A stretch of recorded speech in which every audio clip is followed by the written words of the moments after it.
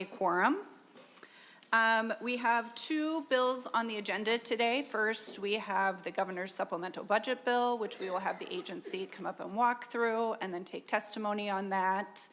And then we will bring our omnibus finance and policy bill back up after it has returned to us from taxes and make some amendments and hopefully move that bill out of the committee to finance.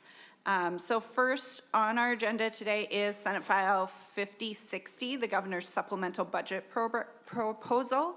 I am very excited that the governor has continued his commitment to housing by proposing a $100 million budget. I would like for us to hear from the agency about this proposal and then testifiers, and then we'll lay this bill over.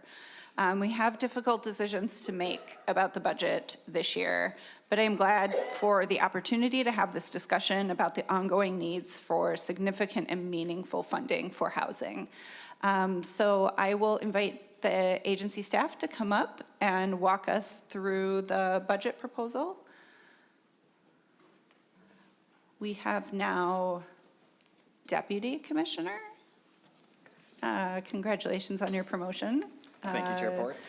And if you guys would just introduce yourself and then go ahead and walk through the proposal. Great. Thanks, Chair Port, members of the committee. My name is Ryan Baumtrug. I'm the Deputy Commissioner at Minnesota Housing, and I have Dan Kitzberger, our Legislative Director, as well. And if it works, we'll share a few slides just about the governor's proposal.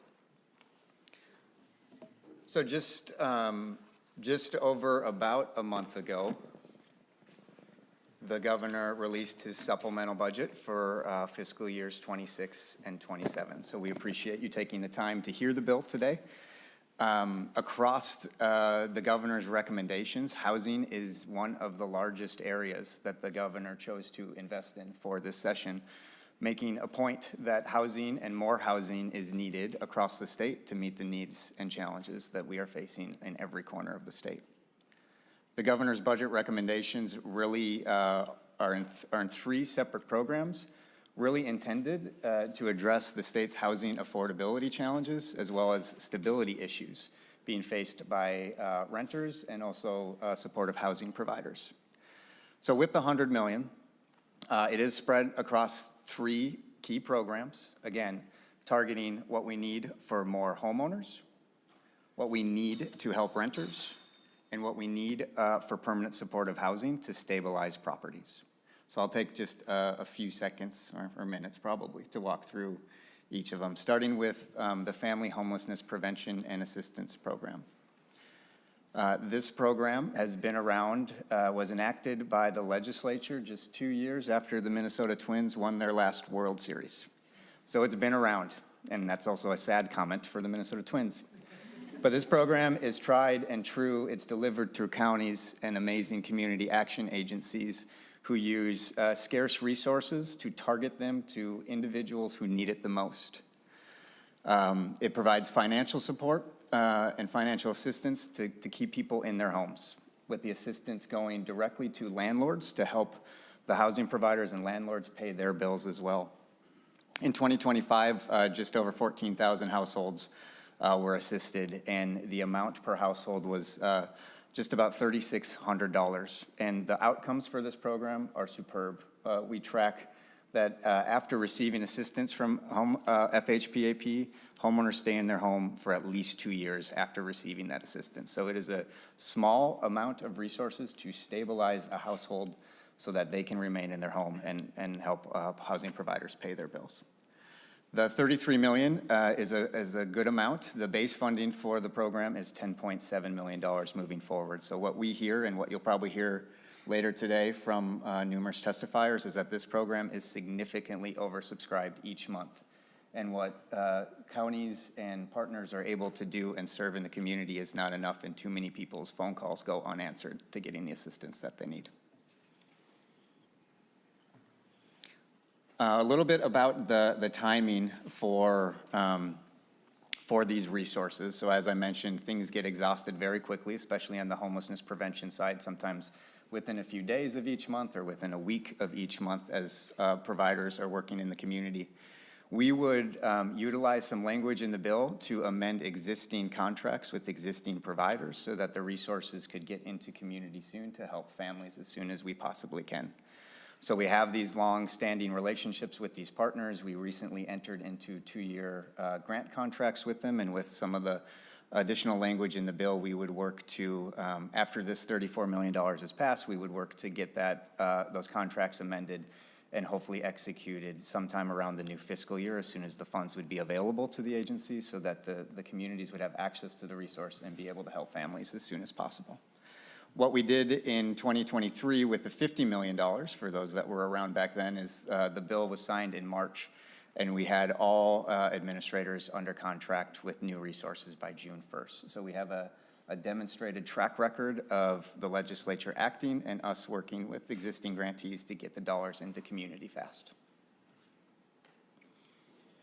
On the homeownership side, the agency has basically since we were created provided down payment assistance to help individuals and families who have the income but not necessarily the wealth needed to get into their first-time home. They come to us for help with a mortgage and mostly for the down payment assistance that the agency offers. We estimate that nearly 2,000, I'll just round 200,000, I'll round up to nearly 200,000 Minnesotans that are renting right now, ages 25 to 44, have the income to buy, but not the wealth to buy a home.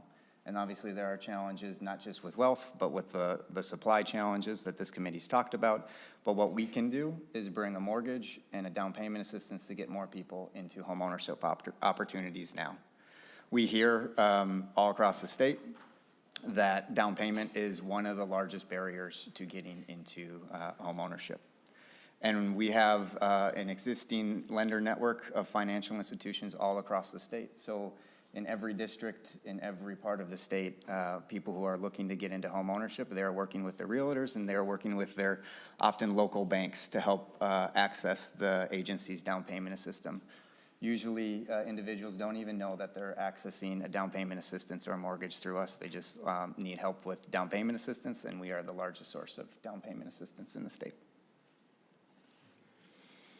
One of the things that we keep on noticing is the trend is going the wrong way, and I think this has been discussed in this committee before. We are, the average age of a first-time homebuyer is now 40, increasing. I don't know exactly how much each year, but every year it seems to be going up at least a year. Last year, we were able to help just over 3,700 homebuyers with what we call startup or step-up mortgages. So startup is you're starting into becoming a first-time homebuyer, so it's your first mortgage that you've had, and that startup mortgage is what is combined with the down payment assistance to make it affordable for individuals and families. And then step-up is when you're in a home and looking to kind of refinance and take that next part of your homeownership journey. Statewide, our buyers have a median household income of just under $80,000. So that is, a pretty, I think that what that shows is the importance of the down payment assistance where they have income, but they might not at that level have the wealth. If they can't get it from a family member or somebody in the family, we help with the wealth. So the income of $77,000 has been pretty steady, I think, across the number of years at the agency. And our purchase prices are just about $200,000 in Greater Min and about $275 in the Metro for the program. Last of the governor's recommendations for housing this year is $33 million to strengthen supportive housing. So we know that permanent supportive housing works, that once you stabilize somebody in housing and once you provide them services, their lives are stable. Then we also see, public sector costs in ER visits, inpatient visits, that those costs go down when you stabilize somebody in their home and give them the support they need to maintain their home. We, the HUD's housing inventory count just showed about 2,400 supportive housing units across the state. And these are in nearly every community, or at least county, across the state, and have been a really intentional effort by the state and by the legislature to build more permanent supportive housing, particularly to help those who find themselves, unfortunately, on the streets for some period of time, or struggling with mental health or chemical dependency issues, where they need a home and they need services to help stabilize their life. So this has been a very intentional effort by the agency and the legislature to kind of build out the permanent supportive housing network all across the state. Currently, right now, and you've talked about this already this session, so I won't belabor it, but increases in cost for security and insurance, and then since the end of last year, a huge threat from the lack of federal resources flowing from the federal government to permanent supportive housing and other housing providers has become a real threat, that this $33 million is needed to help stabilize and secure some state resources to help out where the federal government is likely to drop off. So the resources can be used both for the immediate threats, which is the lack of resources likely coming from the federal government, from HUD, and also to address some longer-term financial stability. So this committee and this legislature took quick action earlier this session, as you may recall, to kind of reprioritize $9 million from the previous appropriation for this to really target housing providers and uses that we're anticipating are going to be dropped off and no longer really eligible for HUD continuum of care grants. So these resources could help with that. So what we're hearing currently is that HUD is in the process of renewing some of their contracts, we hope. I don't know that we've seen anything yet, but they are in the process of doing some of their contracts. But eventually, we anticipate that the resources will dry out from the federal government. And so that's why we need more resources this session to be ready when that happens. We don't know exactly the timeline, and we don't know when it's going to hit, but we certainly know, based on what the administration is saying and what they've put out in their notice of funding opportunity, that permanent supportive housing is not a priority for the federal government, and it should be a priority for this legislature. And so that's why we need $33 million more this session to help with this problem. Besides thinking about the short-term pivot that the state is needing to make because of the federal government pulling back, we also want to utilize these dollars to really be the systemic fix. There's been a number of work groups, a number of task force that have really dove into this issue and the challenges of both building permanent supportive housing, but then financing its ongoing financial operations. And so we need the $33 million in order to spend some time working with our counterparts over at the Department of Human Services and the healthcare sector to find some systemic fixes to this ongoing challenge. And that would be a priority for the $33 million moving forward.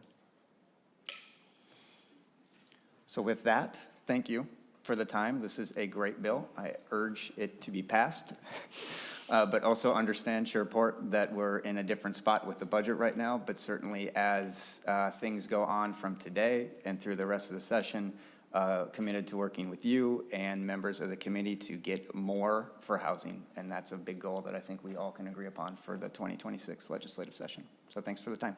Thank you very much, Deputy Commissioner. Members, while we have the agency here at the table, are there questions for the agency on this proposal? Senator Gruenhagen. Oh, thank you, Madam Chair. Yeah, thanks for the presentation. Do you work with FHA, regular loans, or veterans, and so what's your primary focus? Is it working with FHA? Chair Port and Senator Gruenhagen, I believe about 50 to 60% of our mortgages are FHA. Okay. Senator Gruenhagen? Yeah. We don't have a target for this committee, do we? Slightly difficult to explain this year. We don't have specific targets for committees. The only funding we've been approved to move out of this committee is the $40 million that we did earlier in the year for rental assistance and $50 million in housing infrastructure bonds. Yeah, I think I voted against both of those, but anyway, neither here nor there. You know, how much do you keep track of how much of these funds that we use for housing is for administrative? Is it under 5%, or is there a cap on it, or? Deputy Commissioner? Chair Port and Senator Grugain, it does depend on each program. So different programs either have different levels either set in statute, or if they're lending programs, there's often limits on how much kind of associated with the loan. So there are limits for every program that we have, and it just varies based on the type of program or activity. Senator Grunhagen? Okay. Be nice if we could get rid of the administrative costs, but that's just another story. I don't know, it seems like government being involved with housing, we should be addressing what's driving the cost up.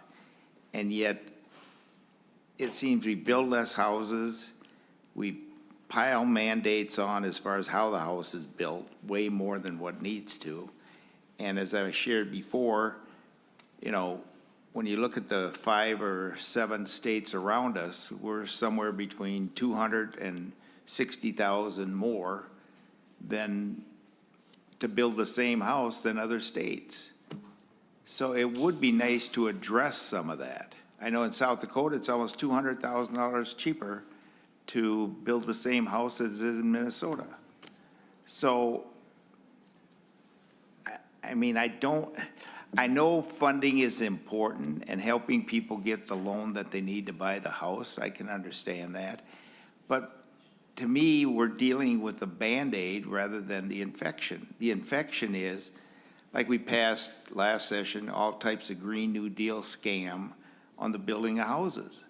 And of course, I didn't vote for that. But the thing is that we're just overdoing it. And I think people are suffering because of it. And that's why, although we're well-intentioned, as we pile more and more mandates and laws onto the construction business, we actually wind up with shortages. And then we turn around and we try to subsidize helping people with the shortages we've created. So, but you can correct me if you think I'm wrong, but that's been my observation being on this committee. So I know you want to help people.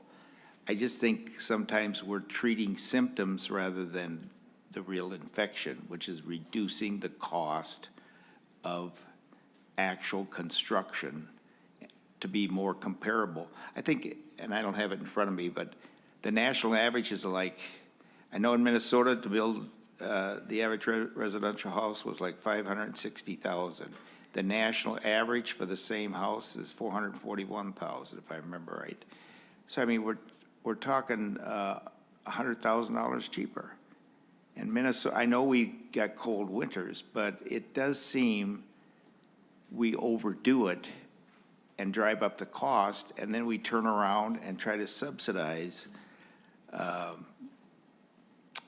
those inflated costs. Anyway, you can correct me if you think I'm wrong. Thank you, Madam Chair. Any comment, Deputy Commissioner?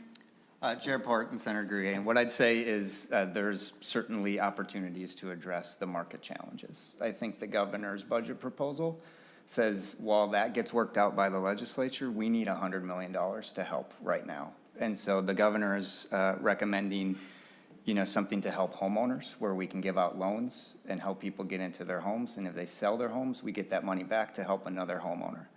On the rental side with Family Homelessness Prevention and Assistance Program, if we spend a little money now to keep them in their home, they'll stay in their home, they'll contribute to their economy, and will help landlords pay their bills. And then with permanent supportive housing, it's resources we need to help backfill what the federal government has put on our plate. And so I think amongst all the challenges and market failures in the housing market, the governor recommends that while those get worked on, that's an important work, but we need to help people now. Members, other questions for the agency on this proposal?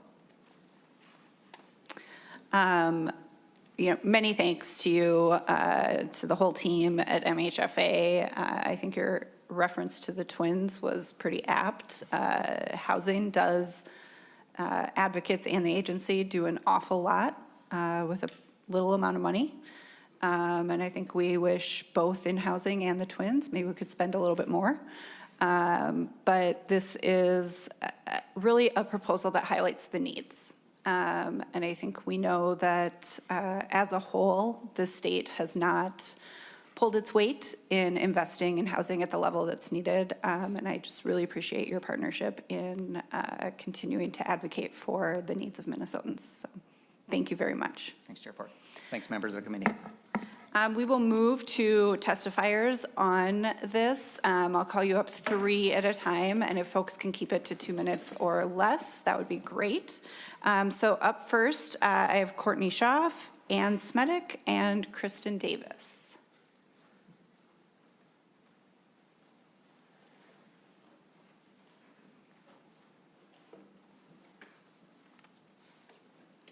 Welcome to the committee. If you would please introduce yourself for the record and present your testimony. Chair Port, members of the committee, my name is Courtney Schaaf. I serve as policy manager for the Minnesota Housing Partnership. MHP drives innovative housing solutions through original research, expert community development supports, and advocacy for the policies that ensure everyone has a place to call home. Thank you for the opportunity to testify on Senate File 5060, in particular, the need for increased support for the Family Homeless Assistance Prevention Program, or FHPAP, and permanent supportive housing. Minnesota families are feeling the financial pressure. The word affordability has been really top of mind this session as costs rise and budgets tighten. As it relates to housing, the word affordable means that a household is spending 30% or less of their income on their housing costs. Any more than that, and a household is considered to be cost burdened, which is the unfortunate reality for over 640,000 Minnesotans. When a family is cost burdened, there is less for the daily necessities like groceries and gas, and an unexpected car repair or medical bill could mean greater vulnerability to housing instability. The direct financial assistance through FHPAP can help to stabilize a household. FHPAP is a proven program delivered through trusted partners. That flexible assistance matches the individual's unique need and supports averages about $3,600 per household. Thank you to Governor Walz for including FHPAP and supportive housing in the supplemental budget recommendations. Thank you to Senator Bolden for authoring the FHP appropriation for this year. That request for $35 million combined with the $40 million in emergency rental assistance that the Senate passed in March informed the ask today for a one-time total appropriation of $75 million for FHPAP. MHP also supports funding for supportive housing services, which are so critical to preventing homelessness for some of our most vulnerable residents. We thank the committee for your thoughtful work this session and your consideration today. Thank you. Thank you very much, Ms. Smedick. Thank you. Chair Port and members of the committee, my name is Ann Smedick. I'm a director and senior counsel with the Housing Justice Center. I'm testifying before you today in support of SF 5060 and an appropriation for supportive housing funds. I testified before you earlier in session about the continuum of care system and the ways in which it was battered by unexpected federal funding volatility. I thank this committee for hearing and acting upon those concerns. I'm back before you today to say unequivocally that the COC system is continuing to navigate volatility at the federal level, that the threats remain severe, and the path forward riddled with unknowns. As you know, COC properties were relying on annual federal grants to be renewed starting in January of this year. Instead, had drastically reversed course with the new fiscal year 25 funding notice, which changed funding structures and imposed new priorities without time for properties to adjust. That funding notice was challenged with multiple federal lawsuits that are ongoing. As pressures grew in early 2026, a bipartisan Congress directed HUD in the appropriations bill to renew Q1 grants and set rolling deadlines to take further action. The Court of Appeals rejected HUD's attempt to use that language as a justification to impose its preferred form of funding notice. HUD announced weeks ago that it would renew Q1 grants, but grantees have received no grant agreements and no indication of when dollars may actually become available. Q2 grantees have not heard from HUD on renewals, and Q2 and Q3 and Q4 remain mired in uncertainty. We are anticipating both rulings and appeals in the pending lawsuits that will shape the path forward. And while all of that is swirling, HUD is expected to issue a new fiscal year 26 funding notice by June that will likely include a new set of requirements and may lead to a new set of lawsuits and further complications. The entire continuum of care system in Minnesota is balancing spinning plates while it tries to navigate which funding may be provided and when, which lawsuit may be resolved and how and when HUD will draw future funding lines. Meanwhile, these crucial supportive housing properties are simply trying to survive and continue serving Minnesotans most in need. Thank you. Thank you very much. Ms. Davis. Chair Port and members of the committee, My name is Christine Davis, Executive Director of Hearth Connection, a nonprofit working statewide to strengthen supportive housing and long-term solutions to homelessness. 2 months ago, I presented on Minnesota's homeless response system and the 200 projects awarded $50 million annually through federal homeless assistance grants, including supportive housing for more than 5,000 people in over 3,000 units across every region of the state. Today, I'm here because the situation is more uncertain, and action this session is urgently needed for additional funding for the homeless response system and supportive housing, or we face real consequences statewide.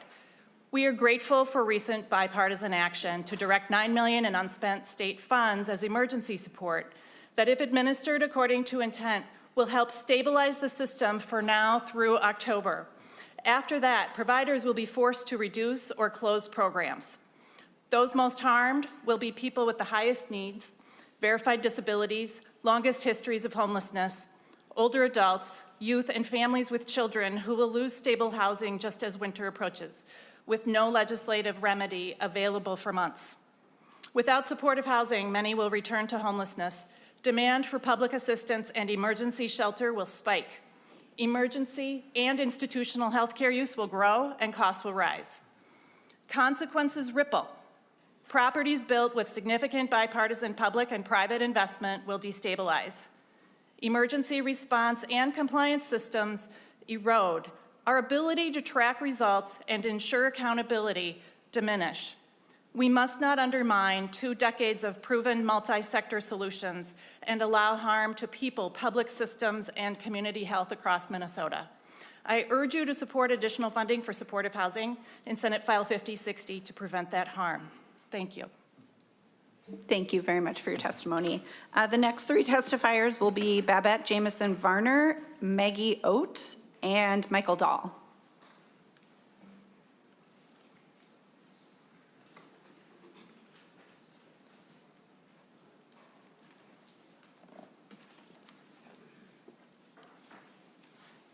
Good afternoon. Welcome to the committee. Ms. Jameson Varner, if you would just introduce yourself for the record and begin presenting your testimony. Yes, my name is Babette Jamison Varner, Vice President of Supportive Housing at Beacon Interfaith Housing Collaborative. I'm here to support the investment in supportive housing and FHPAP in this budget bill. Both are critical for our state right now and must be passed. The cost of inaction would be great. Supportive housing is the backbone of Minnesota's response to homelessness. As the VP of Supportive Housing, I work closely with partners and residents, and I see transformational impact. Young parents, seniors, and children are all finding a place to call home and thrive. It is not just happening at Beacon. Tens of thousands of people statewide are experiencing this transformation. They no longer rely on emergency rooms or shelter as a safe place. They have a place they can call home. Supportive housing providers are ending homelessness every day, but all of that is threatened right now. Leaders of homelessness prevention and affordable housing enhanced with supportive services and programs are contemplating their future as federal funding continues to be uncertain.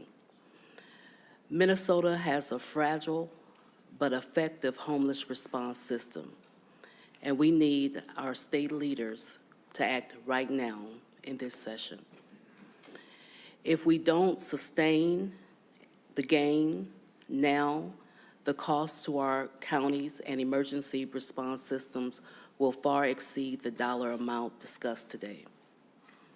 That is why we applaud Governor Walz and Senator Port for bringing forward a budget with a robust investment in safe, quality, supportive housing. We strongly support FHPAP investment to ensure we are ending homelessness before it starts. Please support this powerful and essential budget position. Thank you. Thank you, Ms. Jamison Varner. Ms. Oates? Adi. Adi, okay. Good afternoon, Chairport, members of the committee. My name is Maggie Adi.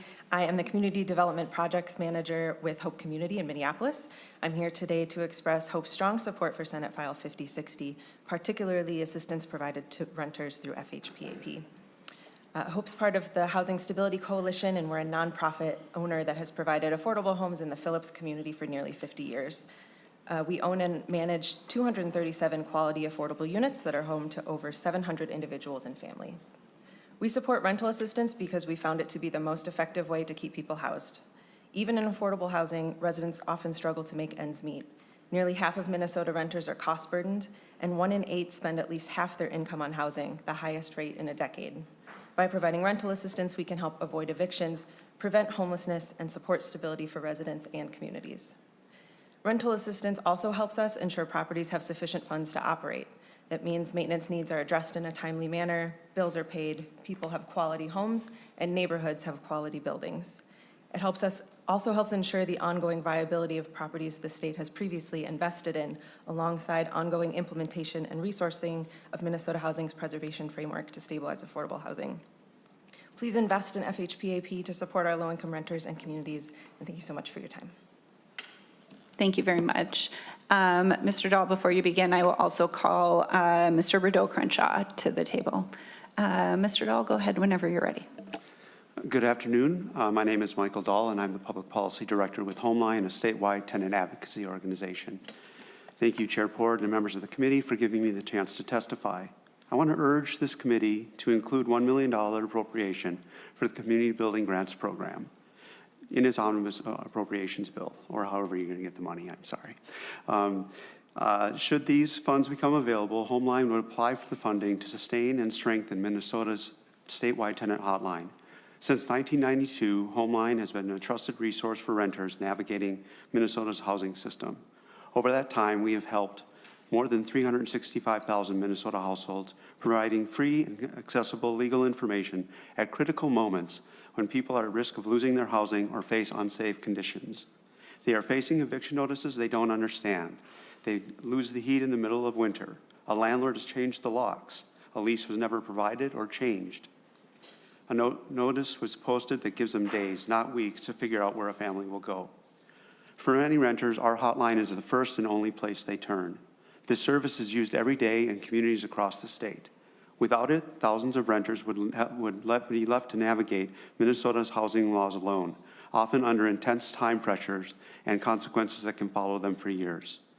The tenant hotline supports the effectiveness of other state investments by helping renters access and understand the systems intended to serve them. When renters have clear information about their rights and responsibilities, they are better positioned to resolve issues, avoid unnecessary displacement, and move through legal processes with more stability. An investment of $1 million would allow Homeline to maintain and increase staffing levels, reduce waiting times, and stabilize service delivery during a time of sustained demand. It would ensure renters receive timely advice, accurate information when it matters most. We are also supporting this long-term availability of this service. Thank you. Thank you. And Mr. Rideau-Crenshaw, if you would just introduce yourself for the record and present your testimony. Yes, good afternoon. I'm Don Rideau-Crenshaw. I'm a resident of Burnsville. I often volunteer for Beacon, but today I'm speaking as an individual about the need for funding supportive housing. I've never been homeless, but I have a family member who needs a lot of help avoiding homelessness. So I'm testifying today to ask the committee to accept the proposed budget to fund supportive housing. I'd like to open my remarks by thanking Senator and the committee for this opportunity to speak, and I'd like to thank Governor Walz for putting $33 million for supportive housing in the budget. It gives us a reason to be here today. These funds and more are urgently needed to assure supportive housing is available to those who need it in the coming year. Okay? Let me state the obvious. Having a home is a fundamental human right. We all deserve to have a place to live. But that right means nothing if you are unable to exercise it. So we're obligated as a society to protect that right for all of us. And it's the role of government to help protect that right with the necessary programs and funding. Here in Minnesota, homelessness is a statewide problem. In the Twin Cities suburbs where I live, it's not as conspicuous as a tent encampment in Minneapolis, but you don't have to look hard to see it. Just a brief story. One recent snowy night, saw a man about my age pushing a shopping cart through a grocery store parking lot. He didn't have groceries in the cart. He had everything he owned in it. And I can tell you more such stories, but I think you get the point. Suburban and county governments are just not well enough equipped for ending homelessness. They don't have the budgets to create much more than Band-Aid solutions. A few mixed and affordable and market rate rental units, the occasional building dedicated to affordable housing, and a poorly connected patchwork of social services. These are nowhere close to meeting the need for just basic housing. Waitlists for housing are usually closed in Dakota County, and even when they are open, the wait can be months, if not years. The few Section 8 vouchers that are available are useful, but they're only useful for the people who can actually get one. So providing a path out of homelessness is a hard problem for local governments. Hard as they try, much as they'd like to, they simply don't have the resources to do enough. And there is a lot to do. Everyone's path out of homelessness is unique, and a place to call home is only a start. Without help, many people are at risk of simply returning to homelessness. Now, a solution that has been repeated and is a proven success is to provide a range of services to help people make that transition out of homelessness. And there is no better place to provide those supportive services than at home. My city and my county should not tolerate homelessness, but they cannot create quality housing with the proper range of services out of nothing. Make no mistake, housing is expensive, and supportive housing is even more expensive, but it's the best way to bring people permanently out of homelessness. Now, we all know that federal funding is scarce and uncertain, and if there's to be an improvement in the federal level, that's going to be years away. So in closing, I'd like to thank Senator Port for her unceasing effort to eliminate homelessness in Minnesota. And my simple request is to the committee to provide the funding for supportive housing. For my community and across the state, $33 million for 1 year is a good place to start. I'd suggest $40 million is needed for a truly viable solution. Thank you all for your time. Thank you. Members, any discussion on the governor's proposal? Senator Gruenhagen. Oh, thank you, Madam Chair. Yeah, if I remember right, the governor closed down part of the housing or something in housing due to the suspected fraud in there. Does that affect this committee in any way or anything we're dealing with here? Thank you for the question, Senator Gruenhagen. It does not. It was not a housing program. It was a Department of Human Services program. Oh, okay. Okay. The other thing another observation I have, obviously we have a problem in terms of cost, driving up the cost. As far as utilities are concerned, I empathize. Hey, I've written checks out for people to pay their utility bills, okay? So I'm empathetic to that. And I have about 400 Medicare supplements in my insurance agency, and I got elderly come in who basically are crying. They either have to pay their electric bill or utility bill or buy the prescription. So it is a serious situation. And yet, when I look at the agenda that the state of Minnesota pursues, we're inflating the cost of the utilities with wind and solar and undermining base load. We're basically paying for two systems, one that is not reliable, which is expensive, the solar and wind, and not necessary, by the way. It's a scam, in my opinion. And then you have to pay for the base load. So you're paying for two systems at once, which are aggravating people's ability to pay their own utilities. The other thing I would add as an observation, is that when you allow unrestricted, illegal or undocumented immigration into the state, it puts pressure on all our systems, okay? I believe in legal immigration. We're all the great-great-grandchildren of legal immigrants. But when you allow unrestricted illegal immigration, it not only puts pressure on our housing, which is already in short supply, on our health care, on our, and a host of other areas. So that's why we really need to address the things that are aggravating this and making it worse than it has to be. That's my observation. So again, we can just pile money on the situation, or we can actually deal with the problem, not only here, but in the other committees. Thank you, Madam Chair. Senator Bolden. Thank you, Madam Chair. And I want to say thank you to the folks who came to testify today and who are doing the work in our communities of making sure that everybody has a safe place to call home. I am really proud of the work that this committee has done over the last few years to those goals as well. We have to do multiple things at the same time. We need more housing. That is 100% true. And we have done a lot of work in this committee to build up our housing supply, and we will continue to do that, and that is important. It is also important to be sure that we are supporting people who are experiencing homelessness or at great risk of experiencing homelessness. I want to especially call out the FHPAP and the permanent supportive housing programs.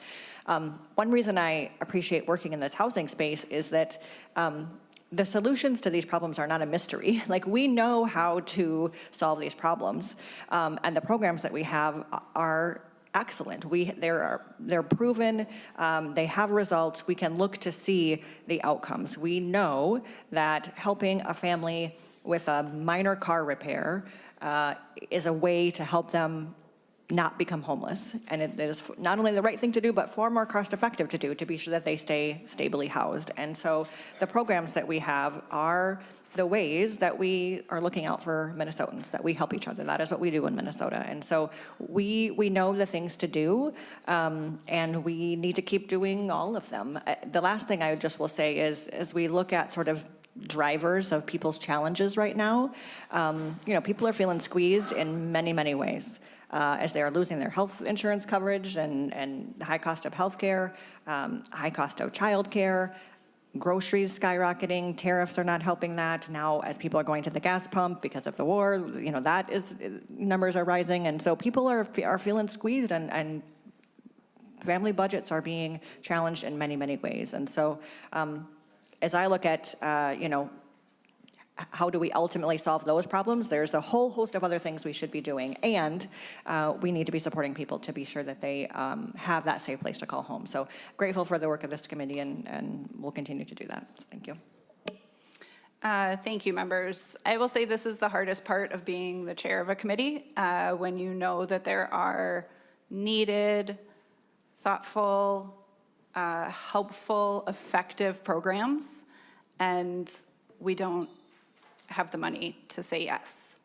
This is the part that makes this job really awful, because everything you all shared as testifiers is so true, and it represents communities all across the state. You have my commitment as chair to continue to advocate for these needs. Nothing is dead until the last day of session, is what they like to say here. But it doesn't end at this session either. We will continue to make this committee a place where we are advocating for the needs of Minnesotans, so that, as one of our testifiers said, a home is a human right, and all Minnesotans should have a safe home to go home to. And so with that, Senate File 5060 is laid over. And now I will hand off the gavel to Senator Bolden.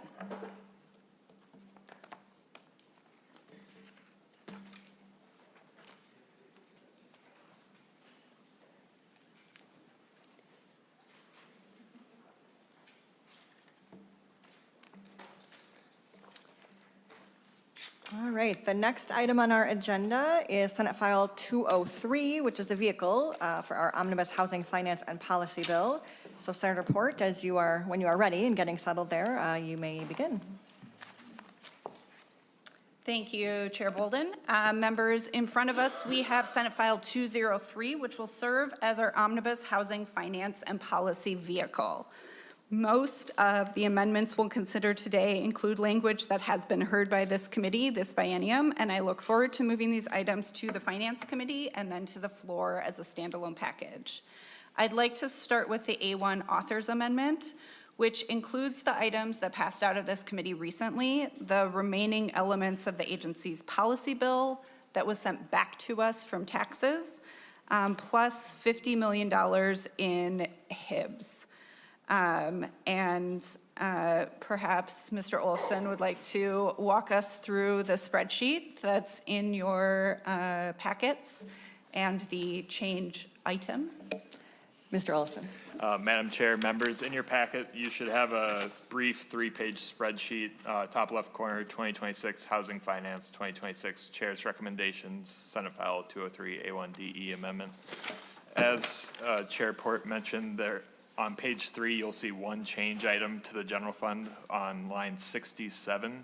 This is for debt service obligations for a $50 million HIBs authorization.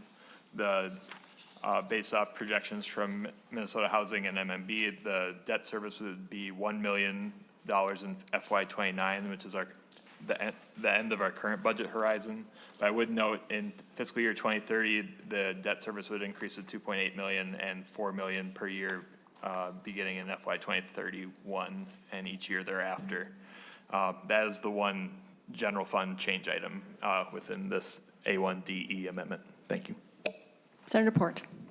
Thank you, Madam Chair. I would just ask that we adopt that amendment and get the base of the bill in front of us. Senator Port moves the A1 Authors Amendment. All those in favor say aye. Aye. All those opposed? The amendment passes. Senator Port. Thank you, Madam Chair. If we could move the A2 amendment. Senator Port moves the A2 Amendment, which is in your packets. Members, Senator Port. Thank you, Madam Chair. Members, this amendment is a common sense amendment to improve public transparency. The only thing this amendment does is require the agency to record and post their board meetings online so that the public can follow along. Any questions on the A2 Amendment? Seeing none, all those in favor say aye. Aye. All those opposed say nay. Motion passes and the amendment is adopted. Senator Port. Thank you, Madam Chair. I believe Senator Putnam has the A3. Senator Putnam. Madam Chair, I would like to move the A3 amendment, please. Senator Putnam moves the A3 Amendment. Senator Putnam. It's pretty simple. It changes a may to a must, which is important around this place. So we're switching from the resources may be spent in Greater Minnesota to they must be. And then secondly, the other change is that it includes manufactured homes as appropriate uses of these resources. Senator Port. Thank you, members.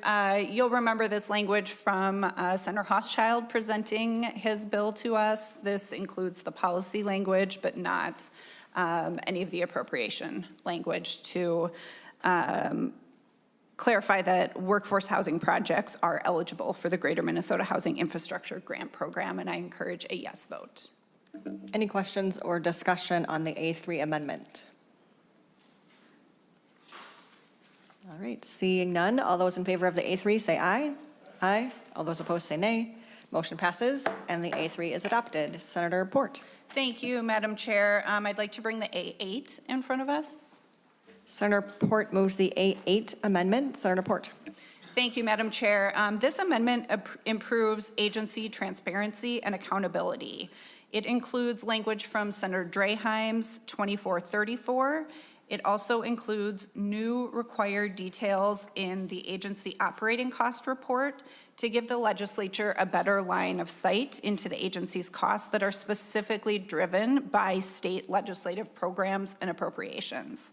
And finally, it ensures that interest earnings are spent on the same programs that they came from.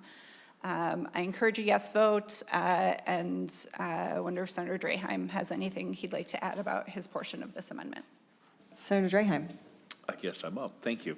Thank you, Senator Port, for including this in your bill. And I don't know, we've had a lot of discussion on this. I don't want to rehash my portion of this, but I think as we look forward to where we're at as a state in housing, we need to make sure the funds are going where the elected officials think they need to go, as imperfect as we are. And if you agree or disagree with what we're funding, they should still go to be used for that fashion in a timely fashion. So I think this is a good first step in trying to do a better job than what we've done in the past. And I know we were fortunate to have a lot of money pushed into this realm that kind of affected the ability of the agency to get the funding out, but that doesn't mean we shouldn't react to some of the issues we had to make sure we do a better job next time. So I appreciate it. Thank you. Any other questions or discussion to the A8 amendment? Seeing none, all those in favor of the A8 say aye. Aye. All those opposed say nay. Motion passes. The A8 is adopted. Senator Port? I think Chair Bolden, you may have some amendments. I do, in fact. I will move the A4 amendment, which is in your packets as well. So this, members, is the language of the manufactured park Bill of Rights. And so we heard this bill in this committee, had a very good discussion about it.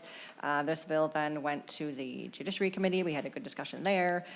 This is the language, same language that we heard in this committee. And just as a reminder, this is offering some protections for folks who live in manufactured park homes that are oftentimes subject to predatory behaviors of the owners of those parks. And so this bill does essentially three things. One is that it puts in place a cap on the lot rent. And as you may recall, these are largely folks who own their home. They are just renting the dirt underneath their home. It also offers an opportunity to purchase, doesn't require the park owner to take that offer. They can still accept or not accept any offer they choose to. It just gives the park residents a chance, helps to level the playing field just a little bit. And then it also adds some additional sort of enforcement pieces to be able to enforce some like laws that are currently in place that aren't really happening at this point in time. So that is the bill that we have heard before and would ask for support. Senator Port. Thank you, Madam Chair. I am happy to consider this a really critical part, I hope, of our bill moving forward. I encourage a yes vote. I think we've heard incredible and devastating testimony this year and last year and the year before from folks who live in manufactured home communities. And we cannot wait any longer to take some action. I appreciate all of the work that you've done on this for multiple years to get it to this point. I am delighted to add it to my bill. Senator Draheim. Thank you, Chair, and thank you, Senator Port. I guess I'd like to ask nonpartisan if they know what was changed from judiciary to come here for my first question.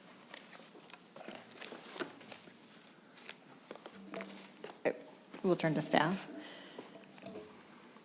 Madam Chair, Senator Draheim, I'll be honest, I did not follow the judiciary hearing very closely. I'm going to have to do a bit of digging to give you an answer. I don't know if the author maybe remembers a bit more about what happened in that committee, but I'm going to have to find out for you. Thank you. Thank you.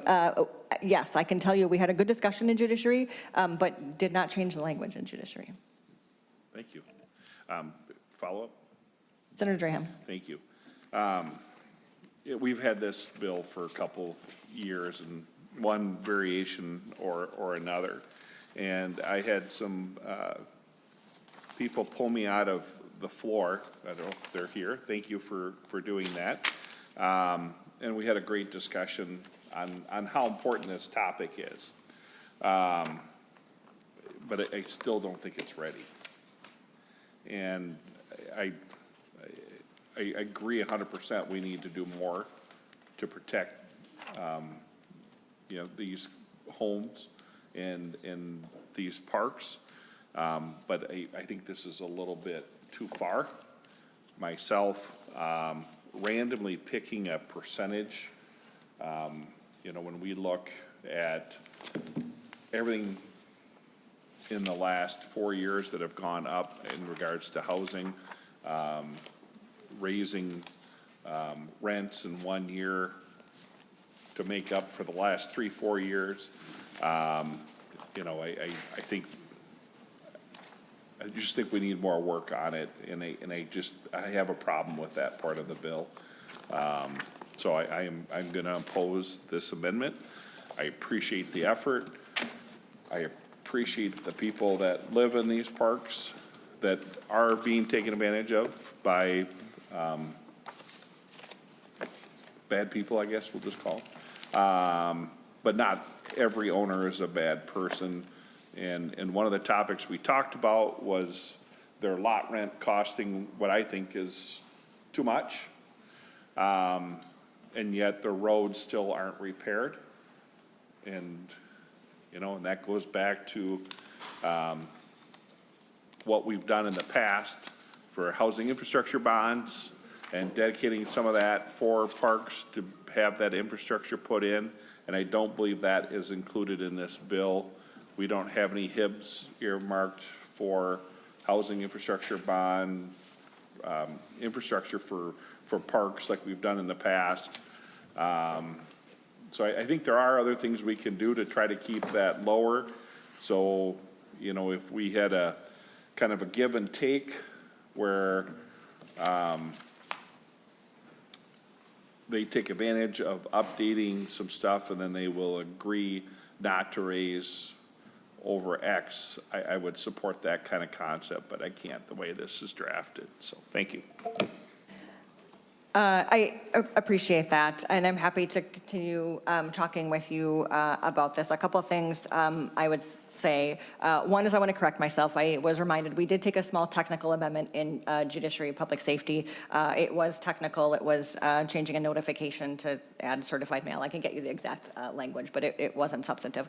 The other thing I would say is, as was mentioned, every year that we wait, there are more people who are losing their homes. And I agree with you. There are folks in the space, owners who are, I'm not going to say they're bad people, but they are doing bad things. They are doing harmful things to the residents of these communities. And so just a note about the cap at the 3%, I would say that's not a random number. It is a number based on what we have seen in cooperatives who have been able to keep their, when they're not focused on a profit, they're able to keep the costs stable or with, minor increases. And, as we look at, increases, thinking about people who live in these spaces, oftentimes it is seniors who are on fixed incomes. And so their, year over year increase of their income is just like not possible to take on the, 5, 6, 8, 10+% increases in lot rent that they are seeing. And so, again, happy to continue to have conversation, but I just feel like the time is now. The risks are urgent, and so making sure that we have some protections in place for these folks who are, some have lost their homes and some are very much at risk, I think is important. So I appreciate that. Senator Abler and then Senator Pyle. Were you done? Oh, my apologies. All right. Well, thanks. And I actually, Senator Graham's right and Senator Bolden is right.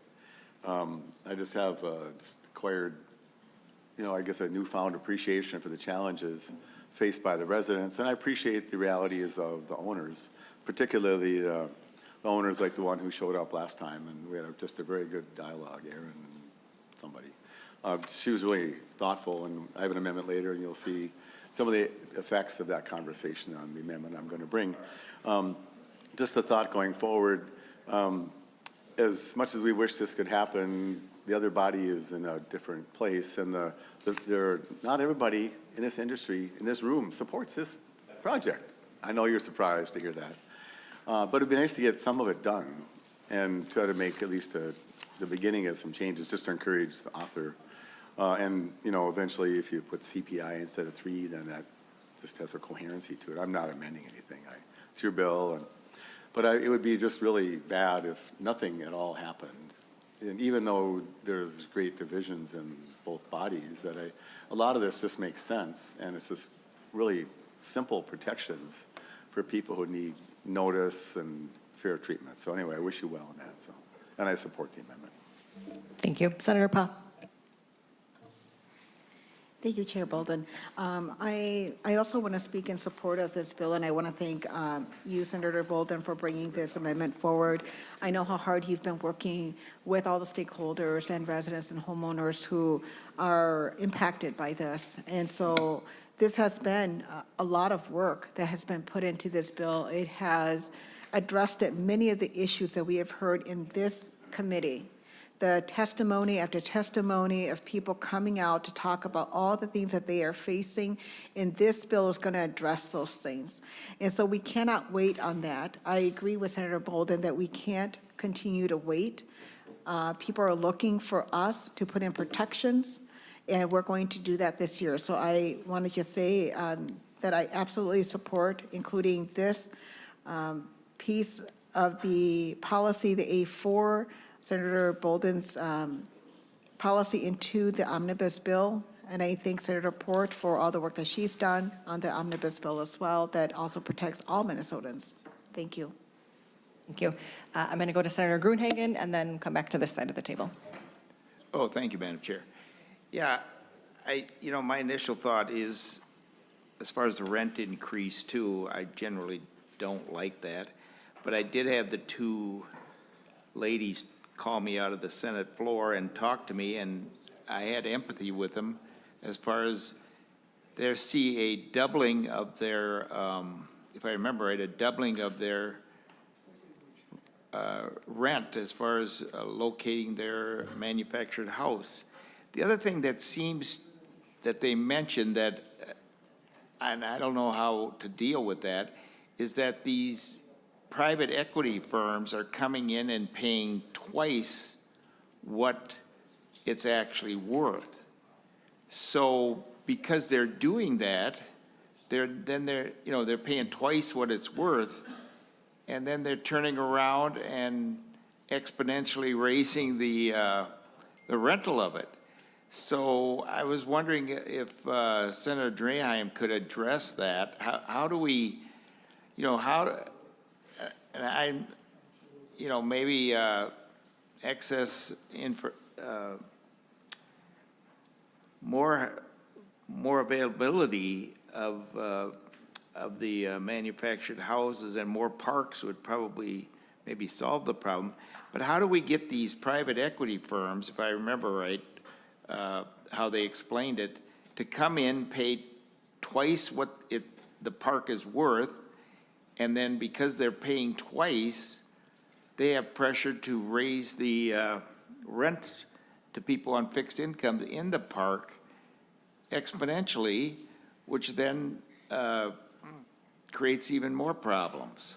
So I don't know, how would you address that, Senator Draheim? Senator Draheim. Thank you. I think there's a lot of things we could do different, and it's complicated. And one is,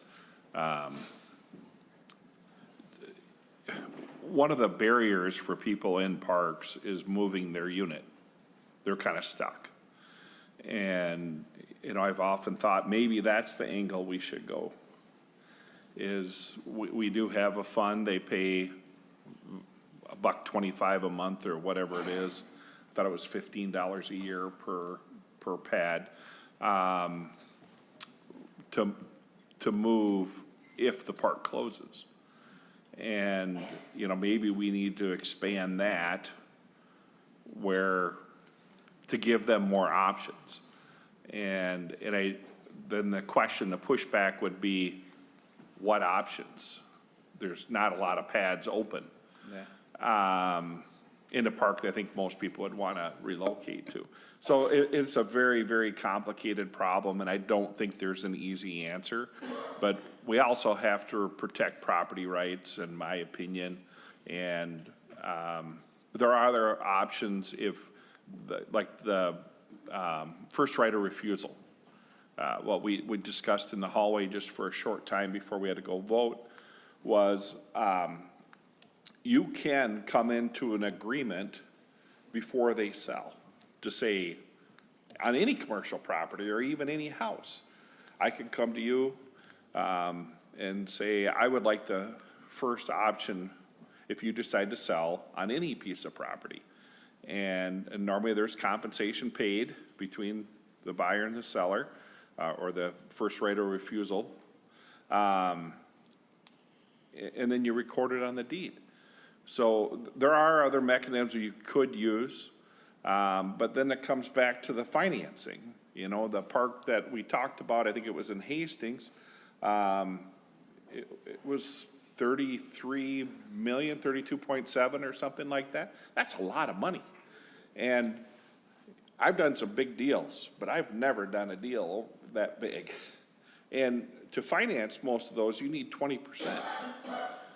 So unless you're in the insurance business, you're not going to be able to come up with that $6 or $7 million to put down as a group of homeowners that have been paying higher lot rent to buy it. And I know the co-op people are probably here and they have some options, which I think are wonderful. But it's how you structure the deal too. So are we going to penalize the owner, which might be a third generation owner of that park, and handicap them on the ability to sell? And a lot of times in my experience, when people sell their commercial asset, it's usually through a life event. Something happens. Someone gets sick. Health deteriorates, and they want to sell, and they usually want to sell in a hurry. So it's very complicated. I appreciate the work that's been done on it. There's been a lot of people working on it, and I do appreciate that, as you know. So Glenn, I really don't have a good answer for you, and that's part of the problem. We can't trample on other people's rights to help try to protect someone else's rights. We have to find that balance, and I just don't think we found that balance here. But if I could continue, or we have more, Glenn, you good? So just a couple questions. On the back of your A4, 10.7, you have a repealer. And when I was being asked a question, I was pulling up that, and my understanding is notice of sale that's being repealed. Can we just talk about that a little bit on why we're repealing that? I did not have time to read it, the repealer that you're repealing.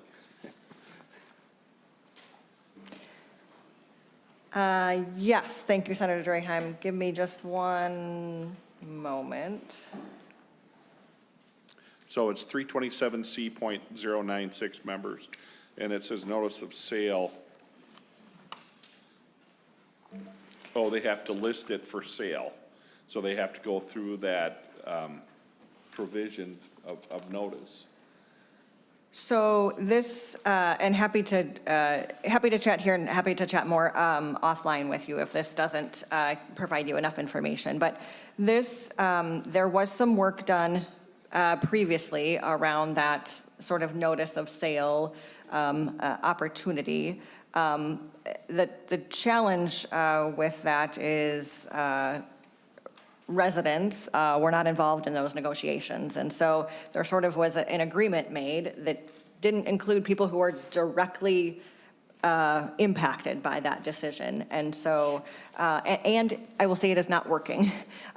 There have been, I don't have the figures in front of me, I'm happy to get them. There have been a number of sales over the period since this was enacted. And what was agreed upon, what was required by this is, in many cases, I would say most cases, has not happened. And so because it's not working, it's not being followed, because it did not directly involve people who are impacted, it does repeal that, yes. Senator Port. Thank you, Madam Chair and Senator Draheim. And I think the new language on page 6, 6.19 through most of page 7 and 8 is sort of the new language that governs this notice of sale now. Yes, thank you, Senator Porton. And I would also just note it, make a comment about this is, is offering, as I said, trying to level that playing field a bit. It does not require that the owner accepts any offer or accepts the offer of the residents. It just is, trying to give them a chance. And as Senator Gruenhagen mentioned, there have been sales, over the course of the last couple of years where, oftentimes private equity companies come in from out of state and do offer twice the value of the property. And I would say that's not, after that, then it's not that they feel pressure to increase the rent. It's they are doing that because they see an opportunity to take advantage of people who don't have the ability to really very easily move their home. There are owners of parks who sell courses on how to get rich by following this process. And the quote that has been shared here before, and because it's so egregious and outrageous, is that it's like having a customer at a Waffle House who's chained to the booth. And so they see the opportunity to expand their profits with this. And so this, again, just trying to give residents a little bit of a more level playing field. Senator Draheim. Thank you, both of you. But it seems like we're being less transparent with the new rule than we were with the old a little bit. And I think if it was a family member, you didn't have to give notice. That's still true.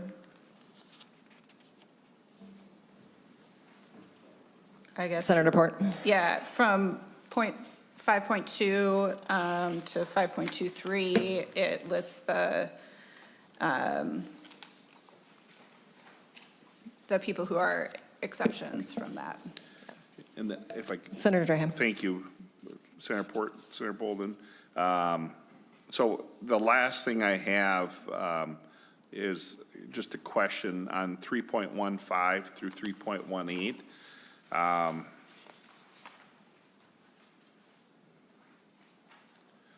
Is that exempting someone from the rent increase? Is maybe nonpartisan staff or someone could explain to me what we're trying to do in that subsection, or section 8, subsection 3 on the bottom there? I will start and then happy to also turn it over to staff. But what I would say about this is that it does specify that a rent increase that is approved by a resident-owned cooperative or corporation is not subject to that because, sort of by definition, a cooperative that is, approved by the residents, and so it is a sort of a different thing than a park owner imposing a rent increase. So that is what I would say. And it would. Senator Draheim. Thank you. So, I mean, I know they would have a voice in raising it in a co-op, and, I've been a big fan of the co-op model, as an option. But it just doesn't seem fair. We're going to limit, I mean, if expenses go up, expenses are going to go up probably for both types, and I know one has a say and one doesn't. But it just seems like we're treating somebody special and not everybody. So I just forewarning you, I might have a few amendments if this goes on, come finance or the floor. Understood. Thank you. Senator Abler. I do have an amendment, Madam Chair. I move the A14. Senator Abler moves the A14 amendment to the A4 amendment. Senator Abler. And I just mentioned it to you. I didn't have it to show you, but this is just, I don't know why this is necessary. As this was brought to me as like something that was necessary. It's like, really, we have to argue about getting a receipt if there's cash. It just never ceases to amaze me to the concerns about how this place is getting run and what is just the most ordinary accommodation. So I hope you're okay with it and hope we can put it on. Thanks. Senator Port? Thank you, Madam Chair. Senator Abler, I consider this a friendly amendment. I agree, it seems ridiculous that we have to put it into law, but I've heard from multiple folks that they really need these, and they're not provided. So, yes. And I would just say thank you for this. I fully agree, we shouldn't have to say this, but here we are, and so appreciate the amendment. Any other questions about the A14 amendment? Seeing none, all those in favor of the A14 say aye. Aye. Aye. All those opposed say nay. The motion passes, and the A14 amendment is adopted. So then we are now back to the A4 amendment. Any other discussion to the A4? Seeing none, all those in favor of the A4 amendment as amended, say aye. Aye. All those opposed, say nay. Nay. The motion passes, and the A4 amendment is adopted. I will keep going and offer the A13 amendment, which is also language that should be familiar to members. That is a bill that we have heard several times over the last few years. This is the language related to private equity ownership of single-family homes. I want to thank members that I have had conversations with about this. I will say, though he is not here, Senator Lucero and I have been working on this language for some time. This language also went to the Judiciary Committee and now is back. I will say there is a small change post-Judiciary Committee where we did have a good discussion and actually took some feedback from my colleagues on the other side of the aisle there and made a minor change on the definition of private equity company, lines 1.15 to 1.20. And so largely, though, this language is the same. And really, the issue we are trying to get at here is these very large, private equity corporations who are coming in and, again, oftentimes offering over the, value of a home. They can make a cash offer. They can waive the inspection. They swoop in, and residents, Minnesotans, don't have a chance to be able to purchase those homes. And so this is a problem across the state, and this is a way we are trying to address that. I will say we have had much conversation here about, who is this really going to affect and who are we targeting? I will say it is not meant to get at small sort of mom and pop folks. We are excluding, this is really quite narrow and has gotten narrower this session. It excludes, family entities and only applies to corporations who have a portfolio of over 100 homes. And so we really are trying to get at those very large entities and, again, try to level the playing field a little bit to give Minnesotans a chance in homeownership. So, Senator Port. Thank you, Chair Bolden. I really appreciate the work, again, that you've done on this over 4-ish years. It's been a very heavy lift, refining this to be something that we think will be both effective and measured. And I really am grateful for your work on that. I think this is a move that we need to make. Folks in Minnesota should be able to buy homes and not have them swept away immediately with cash offers from private equity firms. And so I support this amendment and ask for a yes vote to put it on. Other questions? Senator Clark. Thank you, Chair. I too speak in support of this, and I think there's a couple of side benefits that help in this. In my part of the state, we've had trouble tracking down some of the private equity owners. Who are they? So they just stop maintaining homes for whatever reason, and they stack up violations and fines, and then the city sends out the fines, and, well, that private equity is sold to another private equity, is sold to another private equity, and the fine is never paid, and more importantly, the property is never fixed up and put back on the market.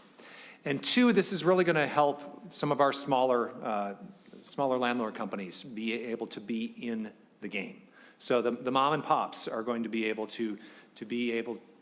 are going to have the ability to compete a little bit more. So we're leveling the playing field to make sure that,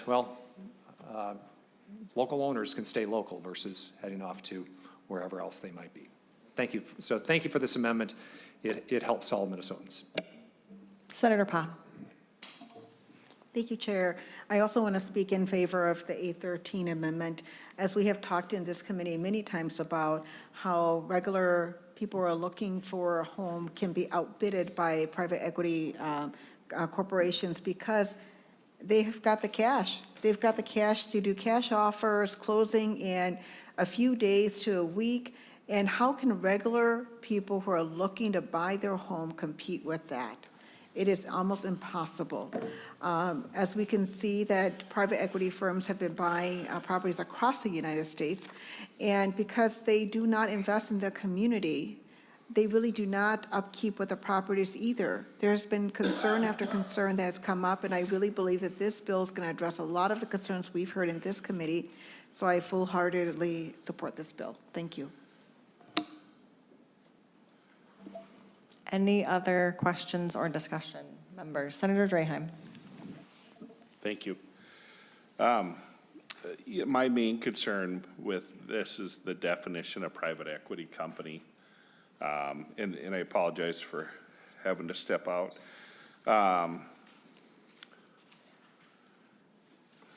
So to me, if I had 4 partners and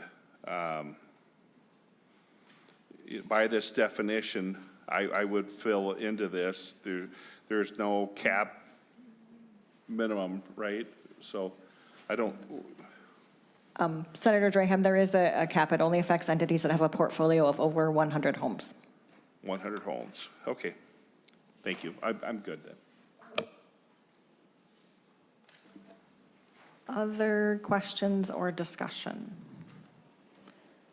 All right, Senator Port. Thank you, Madam Chair. Again, I just think that this is a really important piece of the puzzle here. I appreciate all the work, especially the work going through the Judiciary Committee and getting those definitions all lined up and specific to fit the needs. So I encourage a yes vote. Thank you, Madam Chair. Senator Pa, would you like to ask for a roll call on this vote for this amendment? Thank you, Chair. Can we get a roll call for this amendment? Thank you, Senator Pa. Roll call requested, roll call granted. Clerk staff will take the roll. Thank you. Chair Port, Yes. Senator Abler, Senator Bolden, Yes. Senator Clark, Yes. Senator Draheim, Senator Gruenhagen, Senator Housley, Yes. Senator Lucero, Senator Mohammed, Senator Pa, Heck yeah. Senator Putnam. Yes.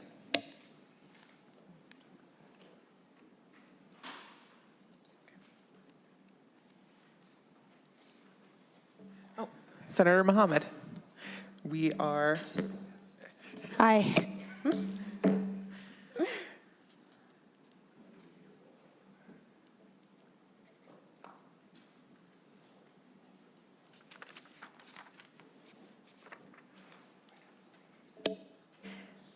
There being 9 ayes and no nays, the motion passes and the A13 is adopted. Senator Abler. We'll just go in order. I'd like to move to 810. Senator Abler moves the A10 amendment. Senator Abler. Thank you. This is, there's some projects they're just that good.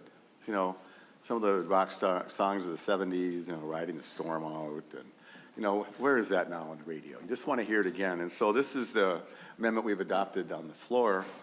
And this has to do with Light Tech Housing and the company whose name starts with D. This seems to be irritated to keep bringing this up.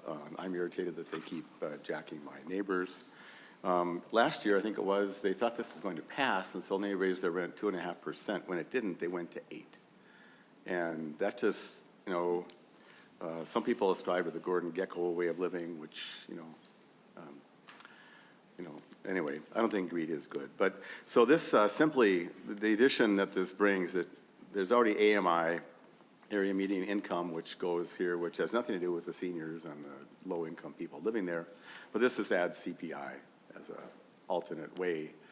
Some of them are probably watching, and they grieve as they think they're gonna have to move back to their daughter's house and live in the basement or someplace after they sold their home, going into this place, which is gonna be their forever home.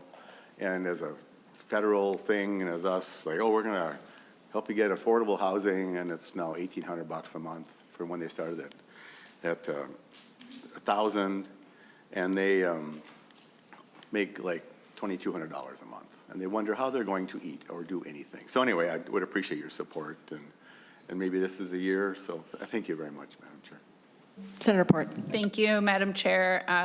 Thank you, Senator Abler, for continuing to raise what is just egregious behavior by some of these landlords, particularly for our seniors on fixed income. It is unconscionable to me, the way that they are treated, and the lack of any sort of humanity in the discussion as those huge rent increases go on for our seniors. I said earlier that the worst part of my job is when we don't have the money to do the things we need. The second worst part of my job is this. I am gonna ask for a no vote today for two reasons. One, this is, I believe, broader than the one that we passed on the floor. This affects all LIHTC housing. And I just simply don't know what the effect of that would be on those LIHTC properties. I am interested in continuing to talk about it, but I also, because I don't know if the Senate as a body will choose to adopt something like this, I would prefer to have this discussion on the floor so that it doesn't put at risk the rest of our bill passing, but I continue to think it is a very worthy conversation. We have to find a solution, and I do really appreciate the way you've continued to fight for this, but I would ask for a no or a withdrawal at this moment. Yeah, well, thanks, Madam Chair. Senator I'm not going Abler. to make people vote no. That would just be unfair. Yeah, roll call. That'd be even funnier. Not asking you for that. So, I mean, it's a hard topic, and I admit that I'm not an expert in this. And so if people, whoever out there that has a conscience can help me find a good way to do this. And even if the providers that I'm talking about would come to their senses and realize that what goes around comes around, and you're gonna be old someday. Maybe you'll have plenty of money, but I don't know, they might short sheet your bed or something, and think that's kind of funny too. So I'm happy to take it up on the floor. I understand the controversy this brings, even from, neither side is immune from controversy on this, which I guess makes it even harder. So with that, Madam Chair, if you'll accept my help, or if I can get your help, and we'll see what can pass on the floor or not. And I mean, anyway, so the people watching, we're still fighting. And so please talk to your legislators, your senators, and your reps, looking at the camera, because they do care, and there is bipartisan support and concern on both sides as well. But if you can help understand the need, then some of that concern can be allayed. And, you know, the way to succeed in business, in my opinion, to the people watching at home who are busily counting their money, you treat people right, it works out. It makes a better society. And that's my desire for this. So with that, Madam Chair, I'll withdraw the amendment. Senator Abler withdraws the A10 amendment. Senator Abler. Well, thank you. Anyway, another topic that I was unaware of, I'll move the A12, Madam Chair. Senator Abler moves the A12. Senator Abler. And I have a small oral amendment I'm going to bring in a second. I just wanted to keep this simple. And I thank Ms. Painter for working with me on this. And so I did not know that if you get 3 months behind, they can sell your $180,000 manufactured home and you get nothing.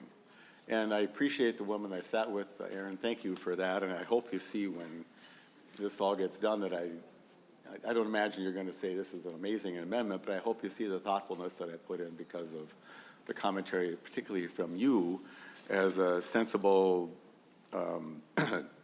thoughtful generous park operator. And Madam Chair, I've been led to understand that there are some other people that are in the equity side who are just as thoughtful, and so I want to thank them for their efforts to treat people fairly. But it's the ones that don't treat people fairly I have simply no time for. Anyway, so with that, so what this will do, it changes the writ time to not from up to 7 days to up to 30 days, so they have a chance till they get their life together, and I'll talk about that. And then it says if they sell it, they have to share the money. And I'm totally happy to work on subdivision 6. I don't know how to make it so they're just not going to demolish some marginal homes. But there are some homes that people, you know, want a moment to try to sell. And anyway, so with Ms. Painter, I thank you for what you did, but I think I'm just going to get rid of some of the extra text on lines 1.8 to 1.13. And so after the period on 327C.07, I think I'll just delete all that just to keep it simpler and clear. And if I can incorporate that, Madam Chair, I will just do that. Or do you want me to vote on it? Ms. Painter, could you explain the alteration for us? Madam Chair and members, so the oral amendment would be on line 1.8, delete everything after the period, and then delete everything on lines 1.9, 1.10, 1.11, 1.12, and 1.13. Thank you. I think if you're agreeable, Senator Abler, let's maybe just do a voice vote on that oral amendment. Yeah. Okay. Any questions about that oral amendment, members? Seeing none, all those in favor of Senator Abler's oral amendment, say aye. Aye. All those opposed, say nay. Oral amendment is adopted. Thank you, Madam Chair. Senator Abler. Comment, and you know, how does a person get 3 months behind?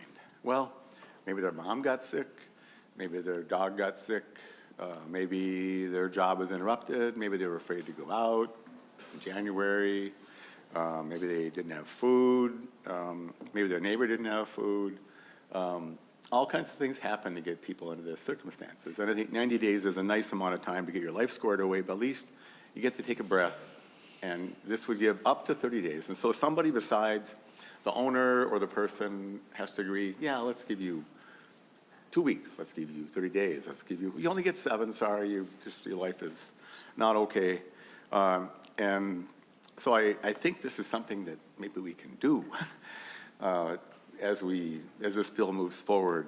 And I understood the thing about the public safety thing, and that's language if it needs to be made stronger. We do not want public safety risks hanging out who don't pay their rent, and then they get to hang out and terrorize the neighborhood. So the 1.14 to 1.6 paragraph B is new based upon our conversation.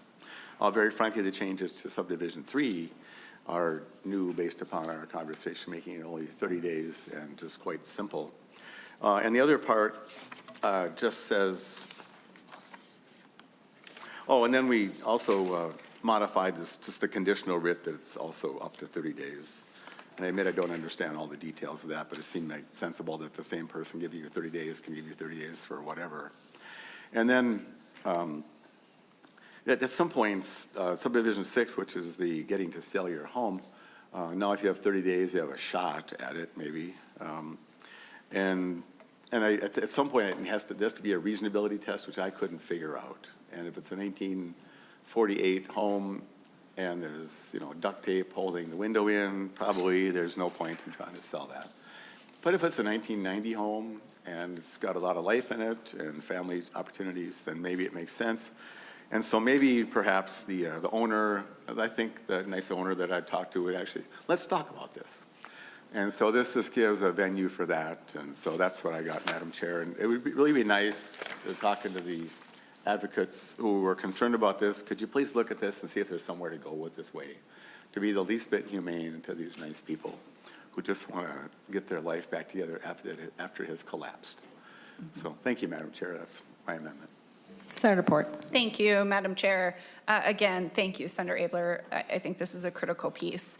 I'm really focused here on the subdivision 6 piece, like that idea that they can sell someone's house and just keep the profit.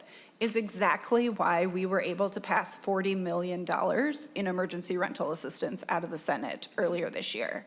Because Geraldine Tyler was behind on her property taxes, and the county seized her home illegally, eventually, and kept the profits of the sale.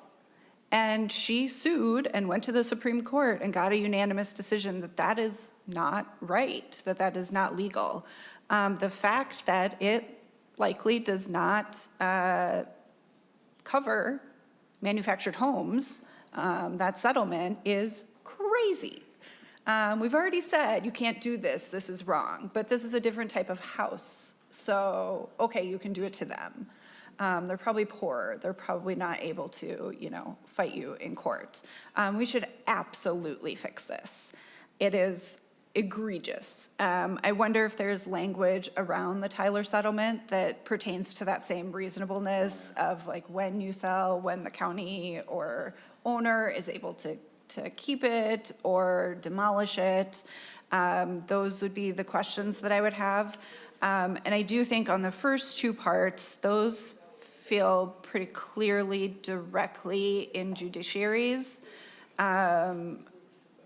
wheelhouse. Senator Clark, and my concern with adding it here is I don't want our whole bill to get pulled into judiciary. However, I did send a message to our judiciary chair and ask him to give your bill a hearing yet this year, like now, so that we could go through that process without getting our whole bill pulled in there, and add whatever judiciary language, if there's any, to the first two. But I would love to work with you on this last piece and see if we can find language from the Tyler amendment or the Tyler settlement that would be effective here to offer that same protection, because it is crazy to me that this is still being done to people's homes, and it absolutely should not be. So I'd ask that please, if you would withdraw it again so we can keep working on it. I don't want to get the bill pulled into judiciary, but I am willing to fight with you to get your bill either a hearing on judiciary or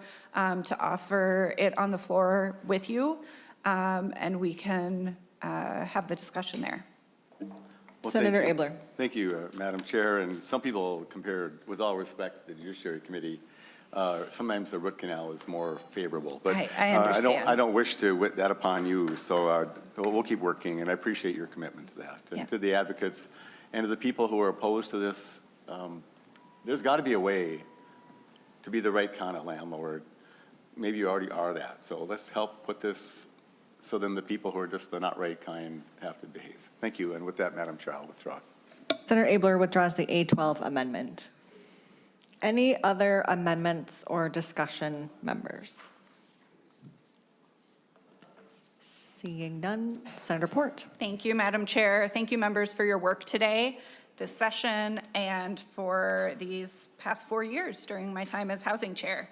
I am really proud of our work together to strengthen housing and ensure its place among our top priorities in both caucuses. I believe that this omnibus is a strong step forward to improve the rights of manufactured home owners, strengthen the housing market for everyday Minnesotans, and enhance government transparency and accountability. I ask for a yes vote to move the bill to finance. Thank you. So Senator Port moves that Senate File 203 as amended be recommended to pass and be referred to the Committee on Finance. All those in favor say aye. Aye. All those opposed say nay. The motion passes and the bill is on its way. And Madam Chair, if I may. Senator Port. While I make my way back to the chair, if I could perhaps just give Senator Draheim a moment. He is retiring, but was my first housing chair when I joined this committee 6 years ago. And would just love to give you a moment and thank you for your work on this committee that I do think has been really instrumental in helping to raise the profile and the needs of housing in our state. Senator Draheim. Thank you, both of you, both chairs, I guess. And I'd like to thank Senator Dietzick, too. When we were together, we did a lot in housing. She was a big fan of kind of common sense approach, kind of that I tried to emulate where we had to talk about all subjects. We didn't agree. You know, her district was about the exact opposite, as Senator Clark knows, than my district, covering 7 counties instead of 7 blocks or whatever you have. So I just appreciate everybody's discussion through the years on this, and we have brought housing to the forefront. It is the #1 asset for most people. I think it's something we have to protect. I think we have to work on, and I would say that pathway to home ownership. But appreciate the ability to talk. This isn't what I wanted to talk about, but I appreciate that. I got this report from the FBI it's from the National Association of Realtors website, but it's an FBI document. And it's going over all the fraud. And the fraud in real estate has exploded, members. And I'm just planting a seed, kind of like we did with HOA and other topics in real estate to look at for next year.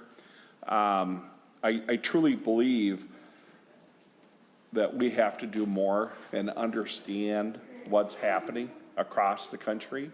And we're usually one of the last to get hit because we're in the Midwest, not prime target. But the losses per year, according to this, from 2020 was about $4 billion, and now we're almost to $21 billion per year in 4 years, or 6 years, I guess. And then when you look at the number of complaints, we're up over 1 million complaints a year. Someone's trying to fraudulently take someone's property. That's alarming. I'm not going to be here, which is a good thing. But I think you guys are going to have to carry the torch and look at some of these issues. And, you know, as much as we try to keep people in their homes, like we had a great discussion on the parks today, very important subject. But last thing we would do is want them to have someone steal it from them or take the equity out of it. So I urge whoever's chair next year, Senator Port, to keep this in mind and to have a hearing on it. And I know most of the jurisdictions probably not going to be in this committee. It'll be in judiciary and commerce, et cetera. But I think we have to lead the charge like we have on a lot of other subjects over the past half a dozen years. To bring it light and educate our fellow senators on how important this is and it's happening. So thank you. Thank you very much, Senator Draheim. Members, I will say thank you for a great committee again this session. I think we've done important work, and I appreciate the way that this committee really chooses to work together. I appreciate that. And I will say, having finished our work today, we will not have a hearing this Thursday and have no hearings currently scheduled. If that changes at any point, we will be in touch. But for now, I'd just like to say thank you to members, staff, and the public for their work and engagement to improve housing for all Minnesotans. And we are adjourned.